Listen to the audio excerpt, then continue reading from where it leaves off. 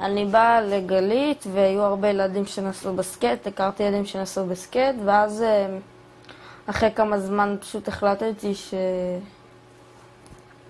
להתחיל לנסוע סקט.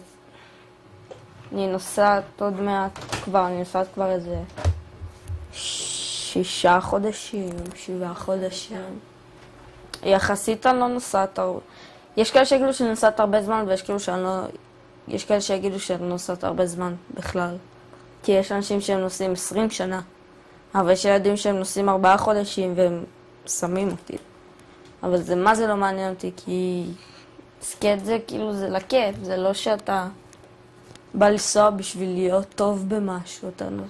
אתה בא לנסוע בשביל הכיף שלך, בשבילך, בשביל עצמך. אתה לא בא בשביל אף אחד, זה לא תחרות וזה לא שום דבר, זה כיף נטו. אם זה לא כיף לך, אז אל תיסע. פשוט מאוד, כי זה מלא כסף וזה מלא זמן וזה מלא השקעה, ואם זה לא כיף לך, אז באמת זה לא שווה כל ההשקעה הזאת. מלא. אני רק התחלתי לנסוע ואני מוציאה מלא כסף. קודם כל, נסיעות לפארק זה כל הזמן, זה מלא כסף. וקרש זה 300 שקל. גלגלים זה בערך 200, צירים סביבות ה-300 שקל. תכלס, סקייטבורד מקצועי נטו, לי עלה בסביבות ה-900 שקל, והוא גם נדרס לי פעם אחת, אז הייתי צריכה לקנות כמה חלקים מחדש, והם היו חדשים לגמרי. אז כאילו, אין מה לעשות. מוצאים הרבה כסף בתכלס.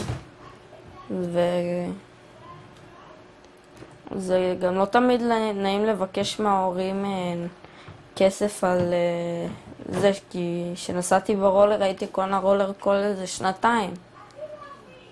בסקייט אני מחליפה קרש כל איזה כמה חודשים, אז זה הרבה יותר הוצאות, אבל זה הרבה יותר כיף, זה הרבה יותר, האווירה הרבה יותר כיפית, יש הרבה עם מי לנסוע, יש אירועים כל הזמן, יש חברים. בסקייט תמיד אתה יודע שיהיה מישהו בפארק, מישהו שאתה מכיר, מישהו שאתה נוסע איתו.